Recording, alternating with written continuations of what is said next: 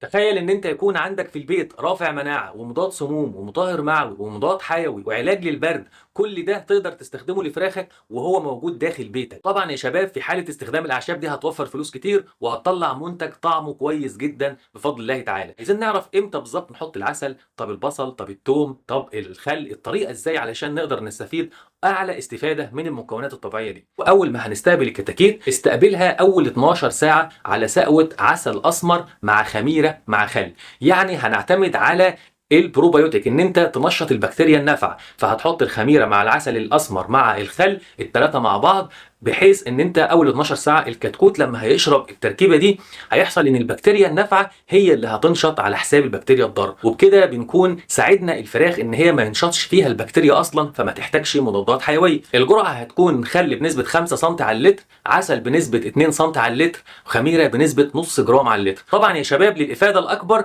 الخميره في نوع مخصص في الصيدليه البيطريه، والخل في نوع مخصص اسمه الاحماض العضويه. يعني لو هتجيب احماض عضويه كفايه نص سم على اللتر مع عسل اسمر 2 سم على اللتر مع خميره نص جرام على اللتر. بعد كده اليوم الثاني والثالث الرابع والخامس لمده 4 ايام بتشتغل بالفيتامينات والاملاح المعدنيه وفيتامين ه سليم. تقسم اليوم ما بين ليل ونهار، يعني ساوة الليل مثلا املاح معدنيه، ساوة النهار فيتامين ا د 3 اهي. ترجع بالليل تحط ه سيلينيوم، ترجع بعد كده. المهم ان انت بتشكل الثلاث انواع دول ا د ه سيلينيوم املاح معدنيه الفتره الاولى اللي هم اليوم الثاني والثالث والرابع والخامس. اليوم السادس والسابع والثامن والتاسع الاربع ايام دول غالبا بيحصل نشاط بكتيري. يعني ايه؟ يعني تلاقي في اسهال بني، كوليستريديا بدات تنشط. فانت في الحاله دي تقدر تعمل ايه؟ الاحماض العضويه اللي احنا استخدمناها اول يوم او الخل يعني نقدر بقى نستخدمها في الاربع ايام دول، ولكن نضيف كمان توم وبصل لان فيهم مطهر معوي ومضاد حيوي زي الاليسين، بيستخدم كمضاد حيوي طبيعي بدل المضاد الحيوي اللي هتشتريه من الصيدليه. يبقى الاربع ايام دول هتحط خل او احماض عضويه مع توم مع بصل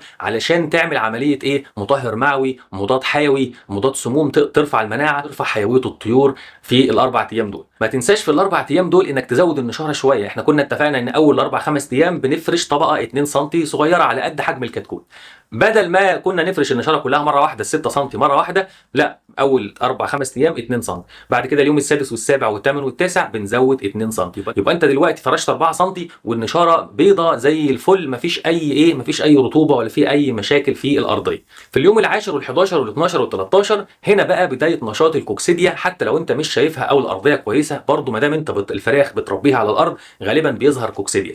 حتى لو مفيش اسهال بني اعمل اللي بقول لك عليه، هتروح الصيدليه وتجيب جرعه كوكسيديا 4 ايام علشان تتاكد بنسبه 100% ان انت كده عالجت او عملت وقايه من الكوكسيديا. وطبعا ما تنساش لو انت متابع حلقات القناه انك تنقل الفراخ للنص الثاني من الغرفه، يعني بدل بقى ما تزود النشاره تاني، لا انت كنت محضن في النص اليمين حضن في النص الشمال من الغرفه، او انت كنت محضن في نص العنبر الصغير من قدام، ارجع بعد كده انقل الكتاكيت للنص الثاني من العنبر. بكده انت بدات صفحه جديده تاني في الارضيه والنشاره، خلاص اكنك شلت النشاره وحطيت نشاره جديده. طبعا لما هتنقلهم على النشاره الجديده، النشاره القديمه دي انت هتقلبها لمده يومين هتنشف وهترجع جديده من الاول تاني. كده وصلنا لحد عمر 13 يوم بعد ما خلصنا جرعه الكوكسيديا. هنيجي في العمر 14 يوم ونحط خميره مع خل مع عسل اسمر.